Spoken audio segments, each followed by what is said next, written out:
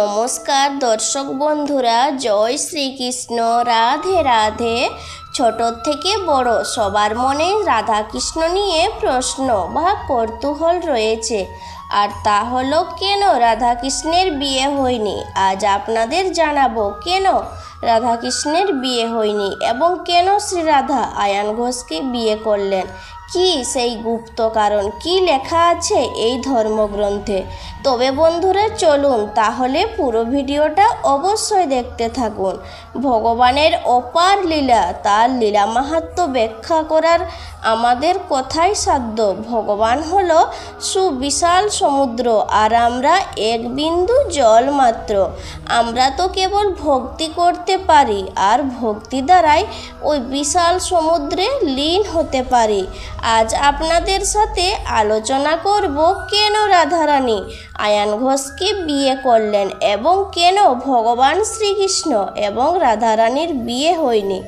আমরা রাধাকৃষ্ণের সম্পর্ক এবং বিয়ে নিয়ে নানান ভালো মন্দ কথা শুনে থাকি, কিন্তু আজ আপনাদের সব অন্ধকার দূর করে এর আসল সত্যতা জানাবো, যা ধর্মগ্রন্থে উল্লেখ রয়েছে। চলুন তবে ঘটনায় প্রবেশ করা যাক।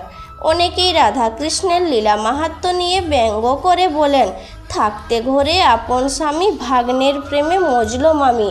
ধর্মগ্রন্থ অনুযায়ী ভগবান শ্রীকৃষ্ণ শ্রী বিষ্ণুর 10 অবতারের অষ্টম অবতার, যিনি এই মর্তলোকে অবতার রূপে এসেছিলেন ধর্ম প্রতিষ্ঠার জন্য, পাপের বিনাশের জন্য, ভক্তি, মুক্তি, প্রেম এবং সৎকর্মের পথ দেখাতে।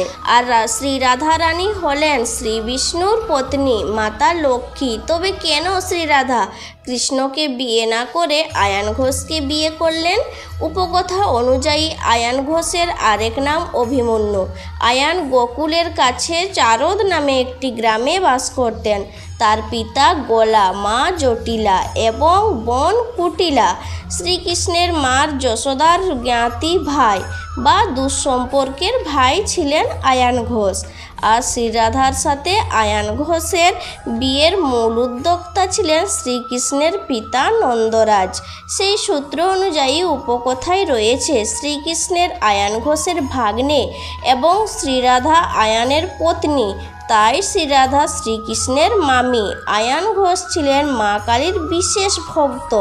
তিনি মায়ের পূজাপাঠ নিয়েই থাকতেন, অন্য কোনো জাগতিক বিষয় তার তেমন কোনো আগ্রহ ছিল না। ধর্মগ্রন্থ আরও উল্লেখ রয়েছে যে আয়ান ঘোষ ছিলেন নপুংসক, তাই তিনি পূজাপাঠ নিয়েই থাকতেন। আপন পত্নী শ্রীরাধাকে তিনি অতি সম্মান করতেন এবং তাকে সর্বদাই পূজ্য জ্ঞানে ভাবতেন।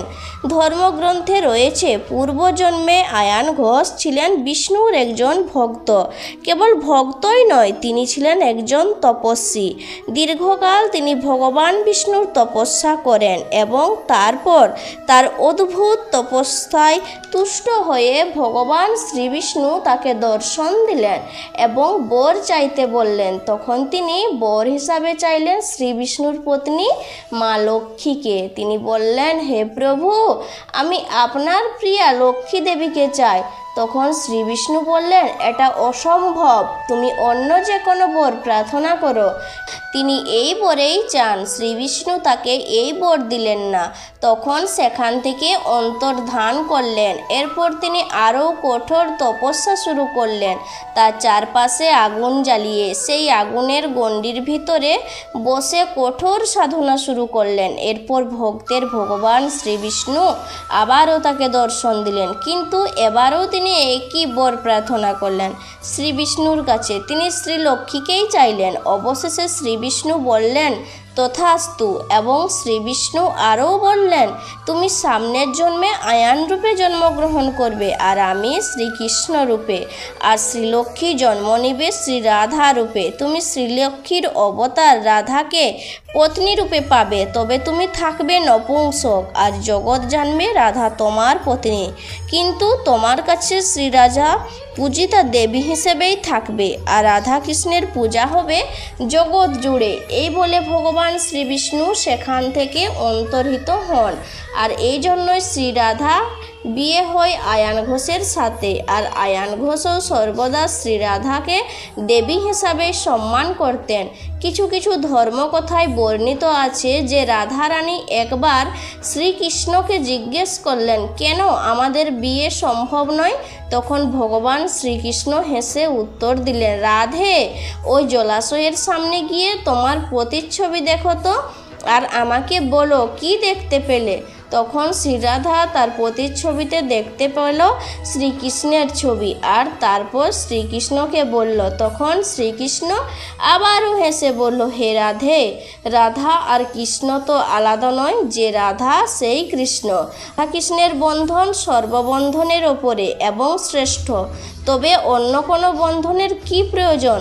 তাই ভগবানের লীলা মাহাত্ম্য বোঝার সাধ্য কার আছে? বন্ধুরা, এখানেই ভিডিওটি শেষ করলাম। আপনাদের লাইক, কমেন্ট এবং সাবস্ক্রাইব আমাদের পরবর্তী ভিডিও বানাতে অনেক বেশি উৎসাহিত করে। তাই বন্ধুরা, চ্যানেলটিকে সাবস্ক্রাইব করে পাশে থাকবেন।